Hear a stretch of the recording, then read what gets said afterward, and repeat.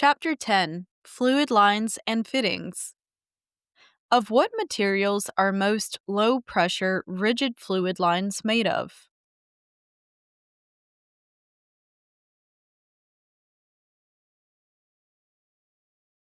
1100 and one half hard or 3003 and one half hard aluminum alloy tubing.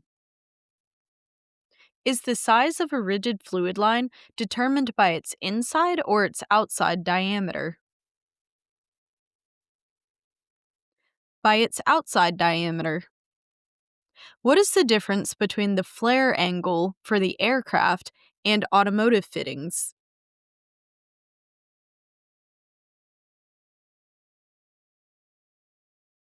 Aircraft fittings have a 37-degree flare angle, and automotive fittings use a 45-degree angle.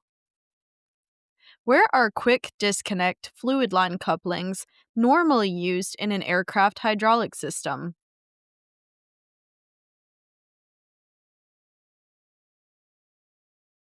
In the lines that connect the engine-driven pump into the hydraulic system.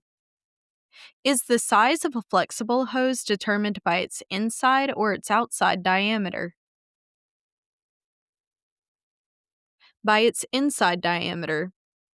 Of what material should rigid fluid lines be made that carry high pressure, 3000 psi or greater, hydraulic fluid?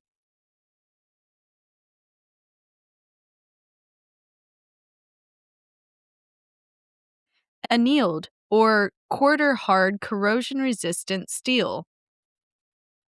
What is the principal advantage of Teflon hose for use in an aircraft hydraulic system?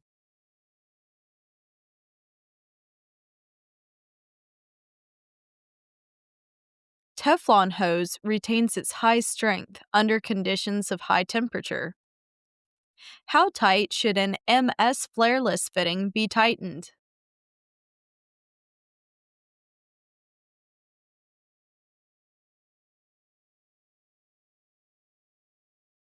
Tighten the fitting by hand until it is snug, and then tighten it with a wrench for 1/6 turn to 1/3 turn. Never turn it more than a third a turn with a wrench. What damage can be caused by over tightening an MS flareless fitting?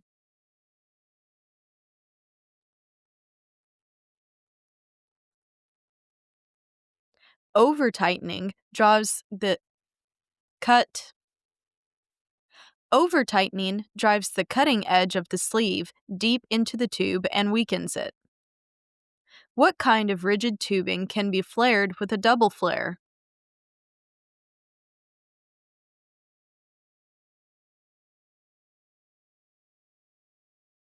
Fifty 52 tack O and 60 61 tack T aluminum alloy tubing in sizes from an eighth an inch to 3/8 inch outside diameter. What should be done to the end of a tube that is to be flared?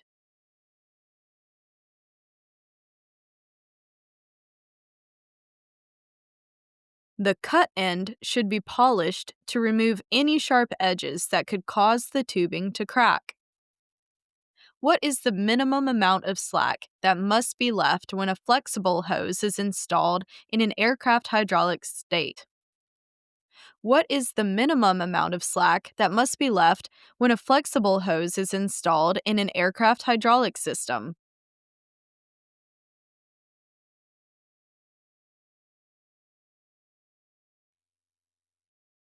The hose should be at least 5% longer than the distance between the fittings. This extra length provides the needed slack. How much pressure is used to proof test a flexible hose assembly?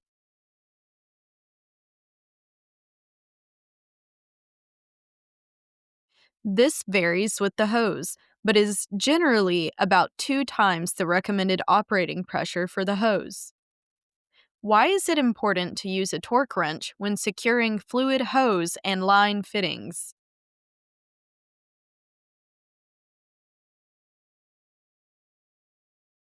If the connection is too loose, it may leak. If the connection is too tight, it can cause the fitting to become damaged and fail. What is the purpose of using torque seal on a critical fitting? Cut. What is the purpose of using torque seal on a critical fitting after installation?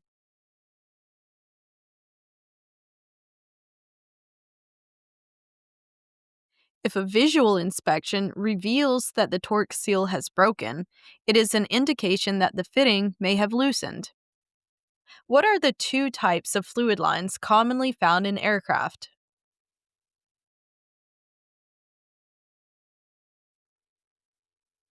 Rigid metal lines and flexible hoses. Describe the method of classifying metal tube according to size.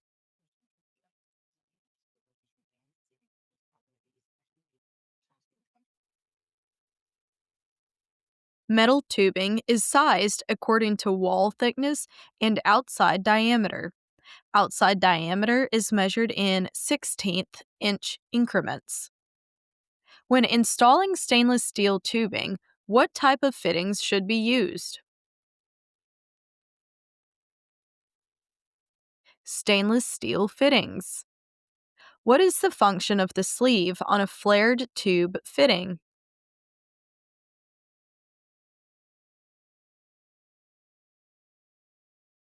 The nut fits over the sleeve and draws the sleeve and the tubing flare tightly against the male fitting to form the seal. Describe the two types of flares commonly used on aircraft tubing. The single flare and the double flare. How can you determine if a fitting is an AN type rather than an AC type?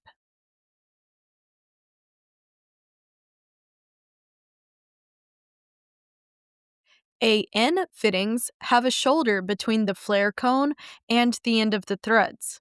AC fittings do not. What are the most significant differences between AN and AC fittings?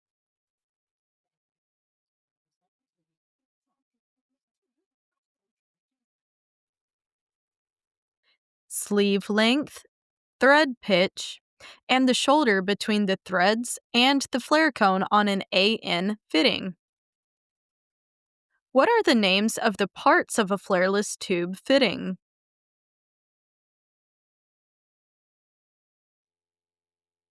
The nut and the ferrule or sleeve. How do you tell a flareless fitting from a flare type fitting?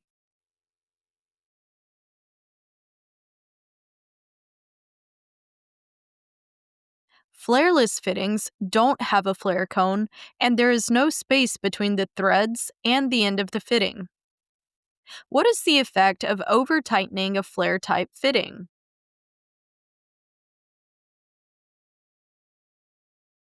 The sealing surface may be damaged or the flare cut off. In addition to being securely clamped, what is an additional requirement for installing metal fuel, oil, and hydraulic lines? The lines must be electrically bonded to the structure. What are some of the important advantages of Teflon tubing?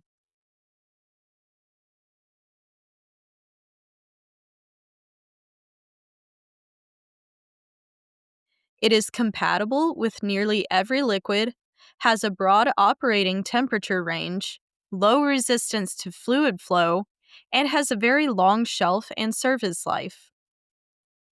Describe the identification markings commonly found on flexible hoses.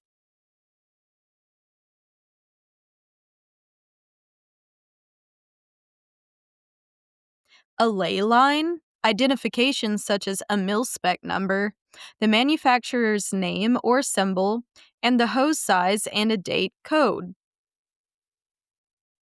How can you determine if a flexible hose has been correctly or incorrectly installed?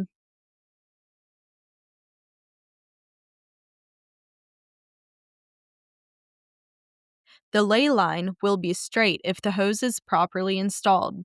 A twisted ley line indicates an incorrect installation. How are flexible hose sizes designated?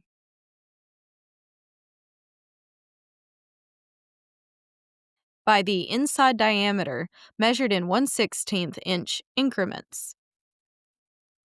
What precautions must be observed when deburring the end of a tube after it is cut?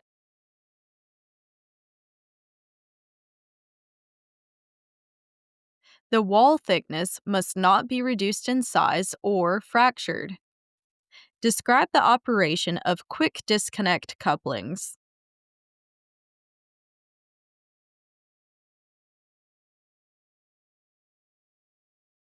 Each half has a valve that is held open when coupled and is spring-loaded closed when disconnected.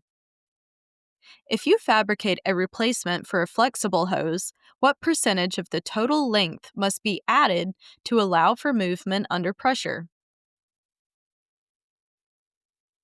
5 to 8%. What happens to the tube when a flareless fitting is over-tightened?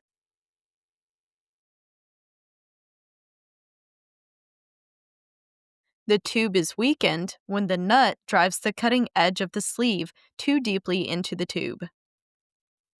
Why are quick disconnect fittings used?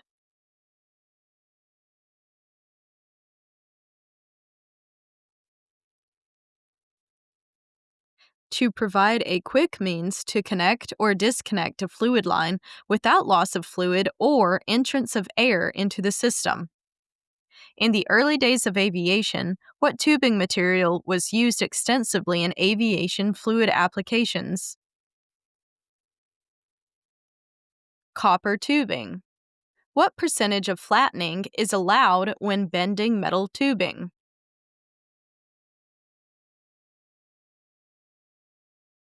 25% at a maximum. It must maintain 75% of the original tube diameter. What precautions should be taken when routing fluid lines adjacent to electrical wiring?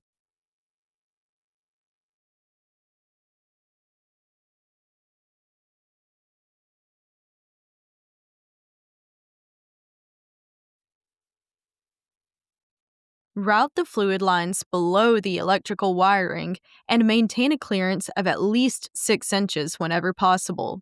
In no case should fluid lines and electrical wiring be closer than half an inch. Ensure that both the wiring and the fluid lines are fastened to the aircraft structure by clamps or other methods that will maintain the separation. What are some synthetic materials commonly used to manufacture flexible hoses?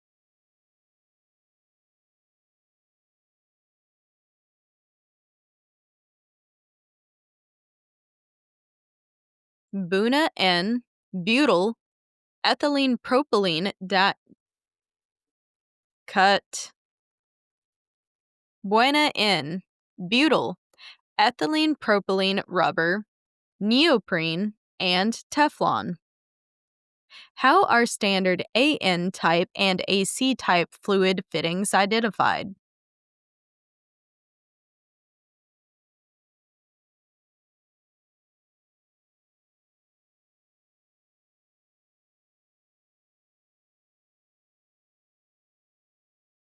AN fluid line fittings are colored either blue or black, while AC type fittings are usually gray or yellow.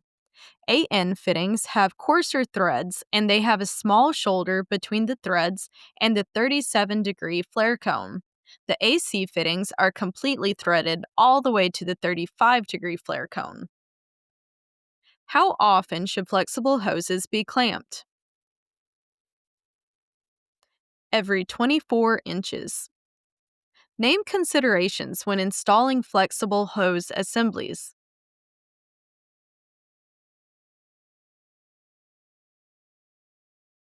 Slack, flexing, twisting, bending, clearance, and clamps. What pressure is used to proof test a flexible cut? What pressure is used to proof test a flexible hose assembly?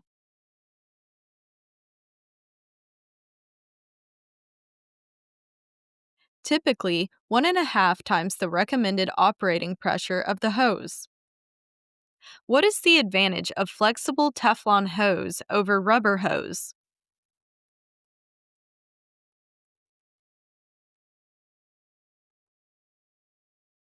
Teflon hoses have better resistance to chemicals and a higher strength property at higher temperatures. What type of rubber is used in flexible lines that carry phosphate ester hydraulic fluid or Skydrol? Butyl. How can you tell that a flexible hose has been installed in a twisted position? By the identification stripe running along the hose length. How is flared tubing affected by over-tightening of the fittings? The flare is likely to be damaged. What is the distance between hose identification markings? 9 inches. What would cause a flare to be crooked? Improperly cutting the tube. Now we're moving into the risk management portion. Why is it important to understand system configurations during aircraft maintenance?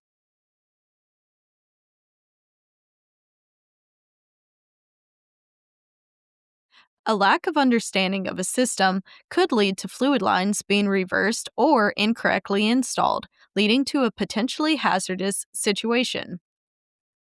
What safety equipment should be considered when working on fluid lines?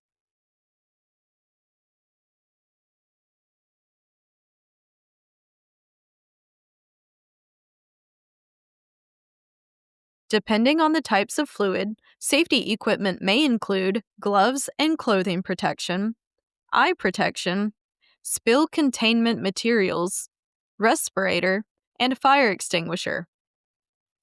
How can an aviation mechanic determine what fluids are contained in the hoses and fluid lines that are encountered when working on an aircraft?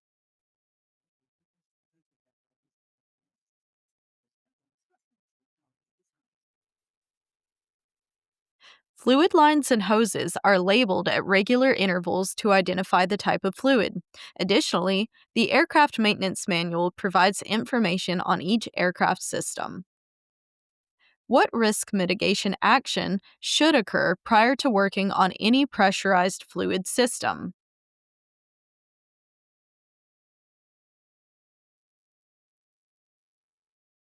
The system must be depressurized prior to beginning any work on the system.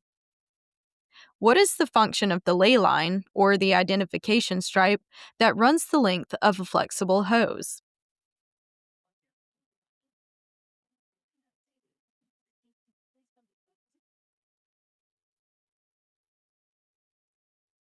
To show the mechanic whether or not the line has been twisted when it was installed. The line should be straight, not spiraled. A twisted hose may move from its intended position and chafe or interfere with other systems. What is the danger of a loosened fitting or a hose that has been moved out of position?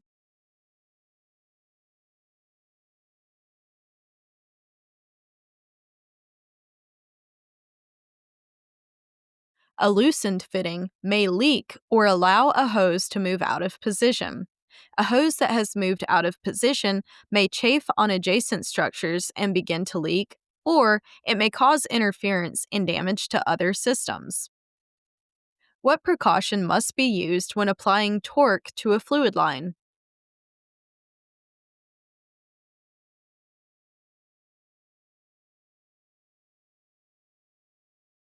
The fitting that the line is being torqued to must be held in position with a second wrench to prevent twisting or damage to the secondary fitting or line.